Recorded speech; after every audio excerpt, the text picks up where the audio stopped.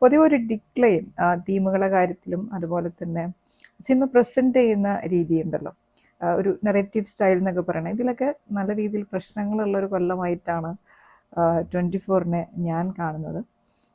അപ്പോൾ നമ്മുടെ കൂടെ അറ്റൻഡ് ചെയ്ത മറ്റ് സിനിമ ഇഷ്ടപ്പെടുന്ന സുഹൃത്തുക്കളോട് ചോദിക്കുമ്പോഴും അവരും അങ്ങനെ തന്നെയാണ് ഒരു ഒപ്പീനിയൻ പറഞ്ഞത്. അപ്പോൾ എന്തായാലും വിപ്സിൽ കണ്ട ഒരു 5 സിനിമകൾ എനിക്ക് ബേസിക്കലി വളരെയധികം ഇഷ്ടപ്പെട്ട 5 സിനിമകൾ നമുക്ക് ഇന്നൊന്ന് ചെക്ക് ചെയ്യാം. വളരെ ചെറിയ എന്താ പറയുക ഒരു റിവ്യൂ ആണിത്, കൂടുതൽ ഡീറ്റെയിൽസിലേക്കൊന്നും ഞാൻ പോകുന്നില്ല. 5 സിനിമകൾ ചൂസ് ചെയ്തുകൊണ്ട് ഞാനൊന്ന് പറയാം. ഇതൊരു റാൻഡം സെലക്ഷനാണ്. എനിക്ക് ഇഷ്ടപ്പെട്ട ഒരു 5 സിനിമ ചൂസ് ചെയ്ത് പറഞ്ഞെന്ന് മാത്രമേ ഉള്ളൂ, നിങ്ങൾ ഒരു ഓർഡറിൽ എടുക്കരുത്. അപ്പോൾ ഞാൻ ഫസ്റ്റ് ടൈം വിപ്സിൽ പോയ ഫസ്റ്റ് ഡേ കണ്ട സിനിമയാണ് ഫയർ. ഫയർ എന്ന് പറഞ്ഞാൽ അറിയാലോ, ഹിന്ദിയിൽ ചിത എന്നുള്ള അർത്ഥം. അപ്പോൾ ഈ സിനിമ ഡയറക്റ്റ് ചെയ്തിരിക്കുന്നത് വിനോദ് കാപ്രി എന്ന് പറഞ്ഞ ഡയറക്ടറാണ്. വിനോദ് കാപ്രി ഒരു പഴയൊരു TV ജേർണലിസ്റ്റൊക്കെ ആയിരുന്നു.